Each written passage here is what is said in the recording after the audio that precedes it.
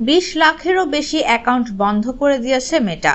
এসব অ্যাকাউন্ট বন্ধ করার পেছনে কারণও উল্লেখ করেছে মেটা। এর পেছনে কারণ ছিল পিগ বুচারিং কেলেঙ্কারি মোকাবেলা। কারণ প্রতারকেরা অনলাইনে ব্যবহারকারীদের নানা ধরনের প্রতারণার ফাঁদে ফেলে লাখ লাখ টাকা হাতিয়ে নিচ্ছেন। মেটার এ ধরনের সিদ্ধান্তই বলে দেয় যে কর্তৃপক্ষ ব্যক্তি সুরক্ষা নীতি নিয়ে কতটা উদ্বিগ্ন। সামাজিক যোগাযোগ মাধ্যম ব্যবহারকারীদের সংখ্যা বৃদ্ধি পাওয়ার পাশাপাশি বৃদ্ধি পাচ্ছে সাইবার অপরাধের সংখ্যাও।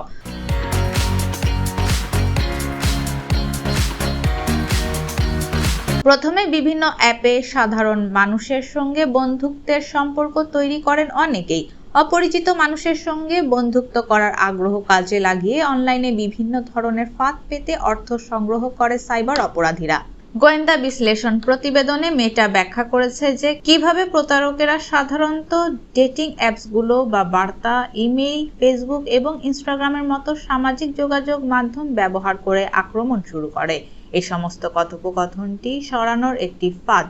সেই কেলেঙ্কারি নিজেই এমন একটি পরিবেশে আক্রমণ করে যেখানে এটি ক্রিপ্টো অ্যাপ্লিকেশনস বা কেলেঙ্কারি ওয়েবসাইটগুলোর মতো অপরাধী দলগুলোর দ্বারা আরও ভালোভাবে নিয়ন্ত্রিত হতে পারে।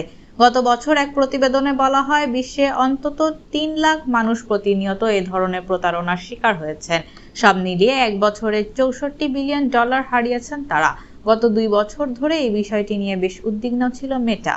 বিভিন্ন স্বেচ্ছাসেবী সংস্থা ও আইনি সংস্থার সঙ্গে হাতে হাত মিলিয়ে তদন্ত চালিয়ে তারা জানতে পেরেছে কম্বোডিয়া, লাওস ও মিয়ানমারে বিশাল একটি গ্রুপ রয়েছে এর পেছনে। অবশেষে এই কেলেঙ্কারি বন্ধের জন্য 20 লাখেরও বেশি অ্যাকাউন্ট ডিলিট করেছে মেটা।